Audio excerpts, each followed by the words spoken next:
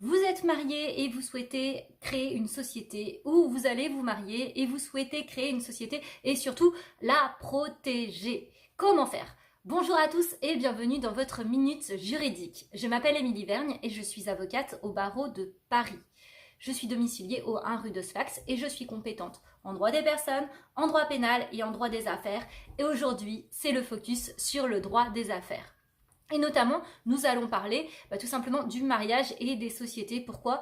Parce que c'est pas le mariage qui va poser problème, c'est plus le risque du divorce et comment garder vos billes dans ce que vous avez créé, dans votre petit bébé, dans votre société dans laquelle vous investissez autant de temps et d'argent. Voilà.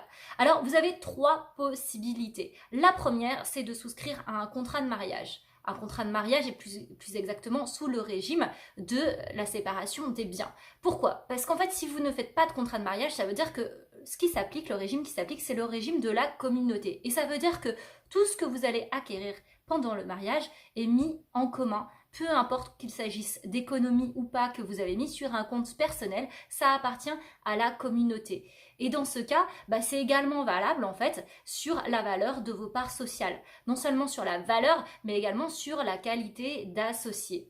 Et forcément, ça veut dire que du coup, si vous faites un régime, vous souscrivez à un régime de la séparation des biens, qu'est-ce qui va se passer? Ça veut dire que les biens que vous allez acquérir pendant votre mariage, ils vont vous rester en propre. Du coup, vous pouvez en disposer librement et forcément, en cas de divorce, comme ce bien a été, ces parts sociales ont été acquises avec des biens qui sont tout simplement personnels et il n'y aura pas de difficulté dessus. Donc ça, c'est la première chose.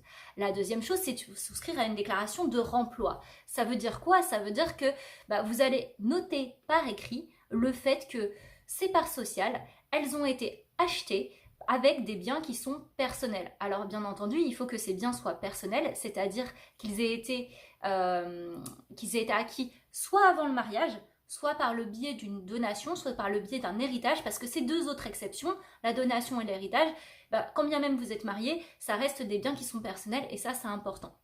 Donc je reviens également sur un troisième point qui fait que, comme je vous l'ai dit tout à l'heure, quand vous avez des salaires et que vous mettez des économies de côté, quand bien même c'est sur un compte qui est personnel, eh bien ces biens, ils appartiennent quand même à la communauté, donc ils appartiennent aux deux époux, si bien entendu vous êtes sous le régime de la communauté. Voilà. Et puis troisième point qui est assez intéressant, tout simplement quand vous créez votre société ou ensuite lorsque vous faites réviser vos statuts, si la société a déjà été créée, vous pouvez ajouter une procédure d'agrément. Et ça veut dire quoi cette procédure d'agrément?